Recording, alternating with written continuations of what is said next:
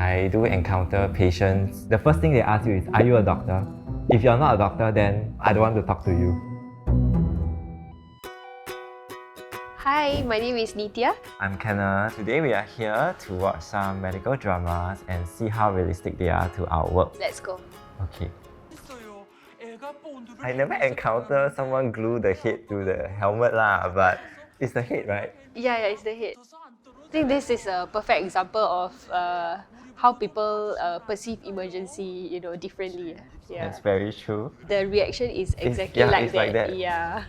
They come in for normal cough and flu, but then everything is urgent to them.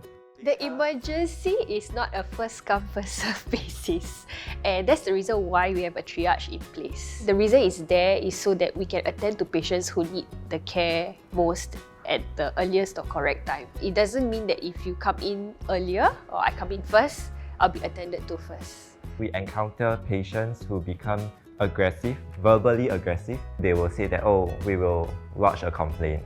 If you know your protocols, if you know your workflow, and always do the right thing, there's nothing to be afraid of.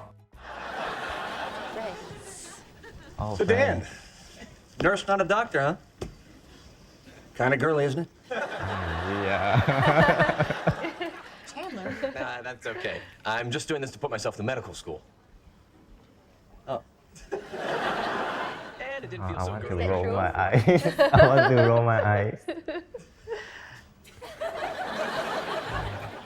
And listen, thanks for doing that for us, by the way. I think I have a lot of patients who mistaken my male colleagues for doctors. Yeah, because sometimes they can't differentiate the scrubs. But if it's a female nurse with a stethoscope, rarely, they will know that it's a nurse. The thing with female nurses is they get turned away more, but for male nurses, sometimes they will be more willing to talk to you because they assume that, oh, you are a doctor. That's why they talk. Then when they realize that you are not, they can turn a little bit nasty. Yeah. You know, when we do triage, sometimes when you ask them like, oh, why you come to the hospital, what is your past medical history? Yeah. And some patient will stop you and ask you, so am I seeing the doctor now? Are you the doctor? Then when you say, oh no, I'm the nurse in charge here, the doctor will see you later. Okay, then I will tell that to the doctor later. Yeah. And then it's difficult because you cannot get enough information Yes. to actually prioritize them properly. If you want the nurse to help you, help us by helping you.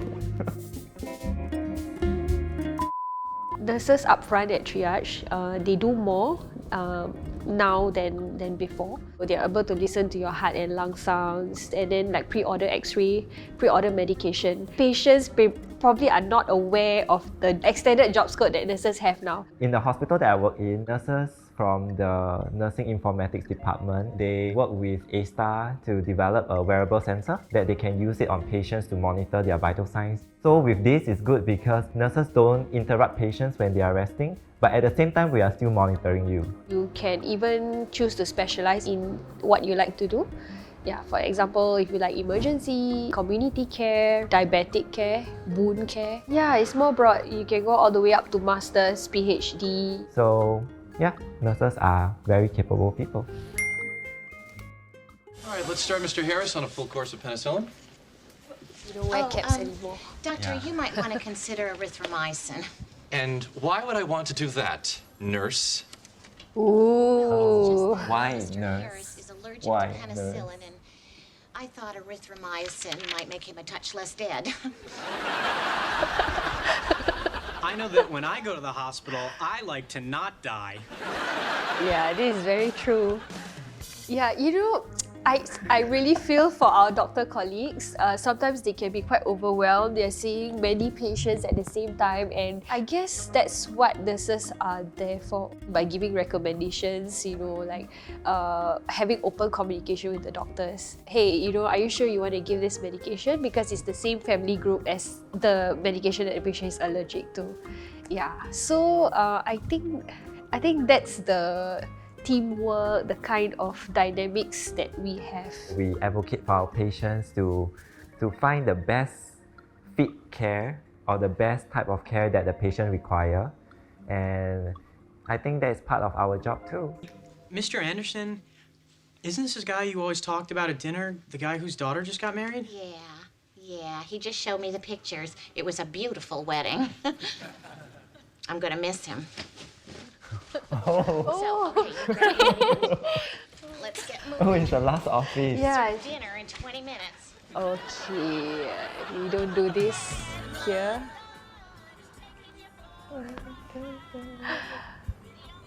She looks so unbothered with the passing of a patient.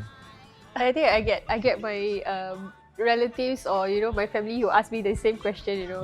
Yeah. How do you come home? Like untouched.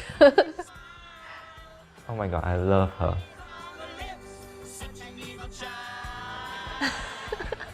I'm not sure if this will come across as uncaring, unaffected. What about you? If you see like more than one death per day in the department, for example? To be very honest, sometimes during a shift itself, you will encounter 2 to 3 deaths, right? So it's always good to prepare yourself that coming to work, encounter death of a patient is normal. Don't be too affected by it, and it's not very nice to let the emotional aspect to affect you at work, and it subsequently affect your judgment when you're providing care for another patient. I guess with growth, with exposure, with experience, you get better at it. Yeah. It may not be always a bed of roses. Yeah, we see like things from super high and lows, Yeah, but what keeps me going is seeing my patients get better. 你辞职去当护士，我没有听错吧？也不能马上当，必须修读2年的护士课程。 Oh, the mom's not very happy. Like a typical Singaporean mom who is still thinking nursing is not very good. 进修是好事嘛。我觉得当护士很有意义，又可以学会怎么救人。 That's very common. Did anyone tell you that before? Yes. Like they don't agree their child to become a nurse? Oh, many times. I have family members coming up to me, ask me why am I a nurse? Like why am I not doing other things? You have a sense of motivation when you know that you do something good, when you resuscitate a patient and the patient survive. I have a patient who came in with no heartbeat, and we successfully resuscitated him. And then I saw him again like 2 weeks later, and I was like, "Uncle, you don't recognize me, but you were here when your heart stopped." Then he was like, "Yeah, it's not my time. They kicked me back down." That's what he said. That's the little motivation. Yeah. What do you like about your role as an emergency nurse? I guess it's the friends that I've made. They are no longer friends. They are like family. Yeah, so we've been together, over a decade, almost, 2 decades. And what we learn is that we are the support system for each other. When you start out as a nurse, there's so much to learn, there's so much you go through. And then once you get the hang of, patient care, after that is basically the people around you. I jokingly told my husband that my retirement job, right? Maybe I'll work in the emergency and, like help out at triage or something, Yeah, just as a retirement job. Save your life. Oh, save my life. Okay. To you guys out there, if you guys enjoyed the story Nithya and I shared about our experiences as an emergency care nurse, and nursing is your calling, come join us and see you soon. Bye!